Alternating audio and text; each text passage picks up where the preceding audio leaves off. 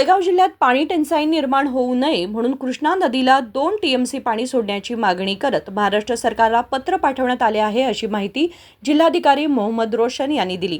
गुरुवारी आपल्या कार्यालयात पत्रकार परिषदेत बोलताना जिल्हाधिकाऱ्यांनी सांगितले की बृहद आणि लघु सिंचन विभागाच्या अधिकाऱ्यांशी चर्चा करून प्रादेशिक आयुक्तांना पत्र पाठवण्यात आले आहे। या माध्यमातून महाराष्ट्र सरकारकडे कृष्णा नदीतून 2 टीएमसी पाणी सोडण्याची विनंती करण्यात आली आहे।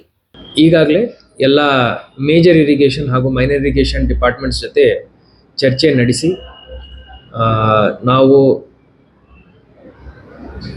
ನಮ್ಮ ಮಾನ್ಯ ಪ್ರಾದೇಶಿಕ ಆಯುಕ್ತರಿಗೆ ಒಂದು ಪತ್ರವನ್ನು ಬರೆದಿದ್ವಿ। ಅದರಲ್ಲಿ ಮಹಾರಾಷ್ಟ್ರದಿಂದ ನಮಗೆ ಕೃಷ್ಣಾ ಕ್ಯಾಚ್ಮೆಂಟ್ ನದಿನಲ್ಲಿ 2 TMC ನೀರು ಬಿಡಬೇಕಂತ ಹೇಳಿ ನಾವು ಮನವಿ ಮಾಡ್ಕೊಂಡಿದ್ವಿ। ಅದರಂತೆ ಮಾನ್ಯ ಪ್ರಾದೇಶಿಕ ಆಯುಕ್ತರು ಸರ್ಕಾರಕ್ಕೆ ಪತ್ರ ಬರೆದುಬಿಟ್ಟು ಅಲ್ಲಿಂದ ಮಹಾರಾಷ್ಟ್ರ ಸರ್ಕಾರಕ್ಕೆ ಒಂದು ಪತ್ರವನ್ನು ಸರ್ಕಾರದ ಮುಖಾಂತರ ಕಳಿಸಲಾಗಿದೆ।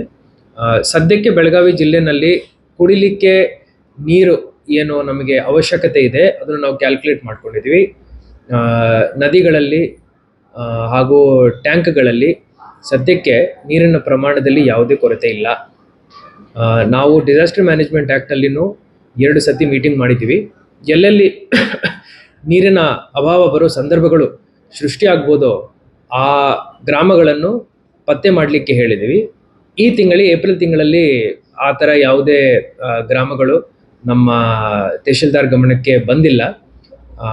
ಏನಾದರೂ ಆಕಸ್ಮಿಕ ಆ ಥರ ಸಂದರ್ಭ ಸೃಷ್ಟಿಯಾಗಿದೆ ಅಂದರೆ ಆವಾಗ ನಾವು ಖಾಸಗಿ ಬೋರ್ವೆಲ್ ಹಾಗೂ ಟ್ಯಾಂಕರ್ಗಳ ಮುಖಾಂತರ ನೀರಿನ ಸರಬರಾಜು ಮಾಡಲಿಕ್ಕೆ ನಾವು ತಹಶೀಲ್ದಾರ್ಗಳಿಗೆ ಈಗಾಗಲೇ ಸೂಚನೆ ಕೊಟ್ಟಿದ್ದೀವಿ।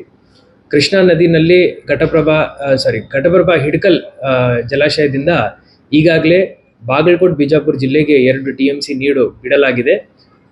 ಅದಲ್ಲದೆ ಘಟಪ್ರಭಾ ಎಡದಂಡ ಪಳದಂಡೆನಲ್ಲಿ ನಾಲೆಗಳಲ್ಲಿ ನಾವು 2 TMC ನೀರನ್ನು ಈಗ ಬಿಡ್ತಾ ಇದ್ದೀವಿ। ಇದೆಲ್ಲ ನಾವು ಕುಡಿಲಿಕ್ಕೆ ನಾವು ವ್ಯವಸ್ಥೆ ಕಲ್ಪಿಸೋದಕ್ಕಾಗಿ ಈ ನೀರನ್ನು ಬಿಡ್ತಾ ಇದ್ದೀವಿ। ಸದ್ಯಕ್ಕೆ ಬೇಸಿಗೆನಲ್ಲಿ ಜಾಸ್ತಿ ಕೃಷಿ ಚಟುವಟಿಕೆ ಇರಲ್ಲ, ಅದರಿಂದ ಕುಡಿಯಲಿಕ್ಕೆ ಯಾವುದೇ ಆ ನೀರಿನ ತೊಂದರೆ ಆಗಲ್ಲ ಅಂತ ಹೇಳಿ ನಮ್ಮ ಜಿಲ್ಲಾಡಳಿತದ ಭಾವನೆ ಇದೆ। ನನ್ನ ಪ್ರಕಾರ ಈಗ ಕೃಷ್ಣಾ ನದಿನಲ್ಲಿ ಏನು ಬರುತ್ತೆ ಅದರಲ್ಲಿ ನಮಗೆ ಹುಕ್ಕೇರಿ ಮತ್ತು ಚಿಕ್ಕೋಡಿ, ಗೋಕಾಕ, ಅಲ್ಲಿಂದ ಲಾಸ್ಟ್ ಅಥಣಿ ಮಠ ನಮಗೆ ಅಲ್ಲಿ ಅನುಕೂಲ ಆಗುತ್ತೆ।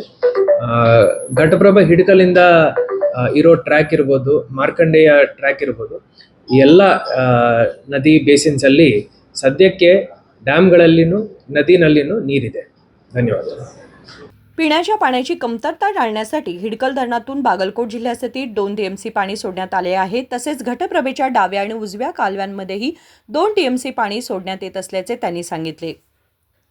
संकल्प शिंदे, KMM मराठी, बेळगाव।